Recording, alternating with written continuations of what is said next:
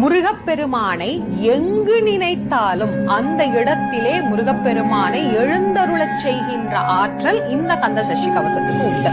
நீங்க எங்க கூப்பிட்டாலும் முருகன் வருவாருங்கிறதுக்கு அருணகிரிநாதரின் வாக்கே சாட்சி. எங்கே நினைப்பினும் அங்கே என் முன் வந்து எதிர் நிற்பனே அப்படின்னு முருகப்பெருமானை பற்றி அருணகிரியார் சொல்லி இருக்கிறார்.